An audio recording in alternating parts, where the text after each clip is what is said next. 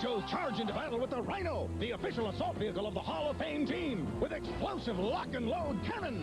Fire! The G.I. Joe RHINO can hold up to 4 Hall of Fame figures. Other figures sold separately. Okay, so I'm kind of cheating here a little bit. This isn't officially the G.I. Joe Hall of Fame RHINO, but it's the version that we got over here in the UK. It is the Action Man 4x4 Jeep. That's a big old box. I got an alert from Hermes about this that I ain't never seen before. I was quite stunned. See, it's way too big for the usual little weird My Hermes man who comes, man/boy. He looks about 14. It's very strange. I hope he isn't like child labour or anything like that. But he's good at his job, so you know, who am I to judge?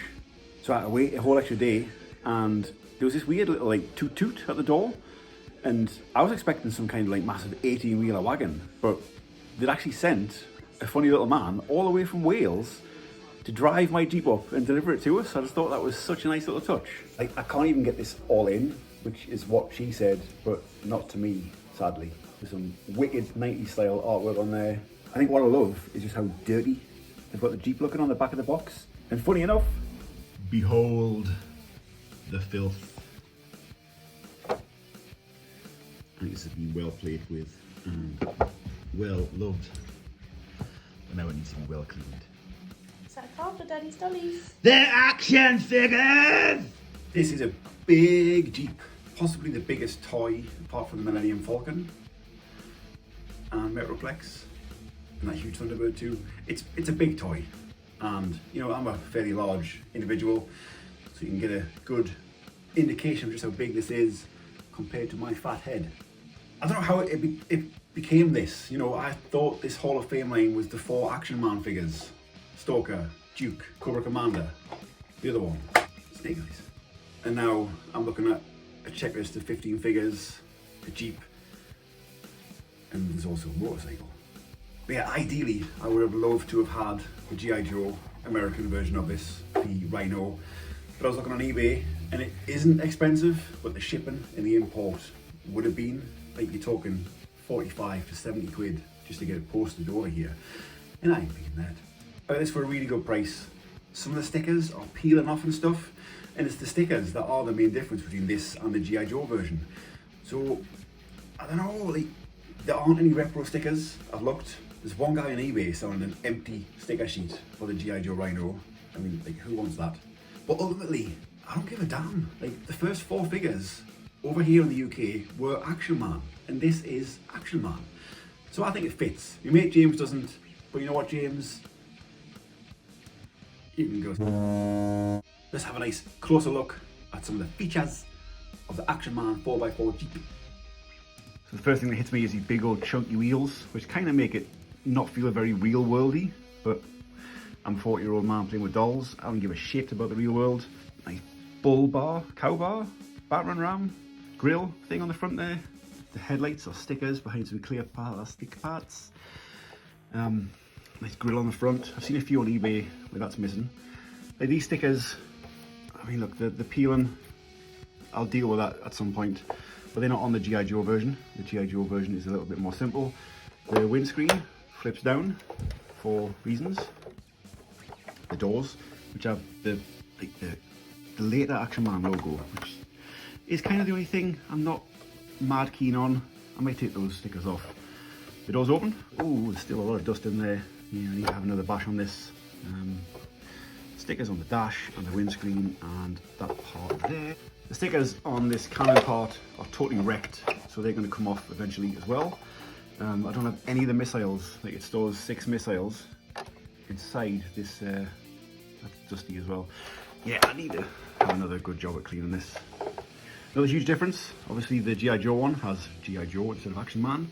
Doesn't have the ZQ42 registration plate. My antenna is missing a flag and is very, very warped and bent, but you know, whatever.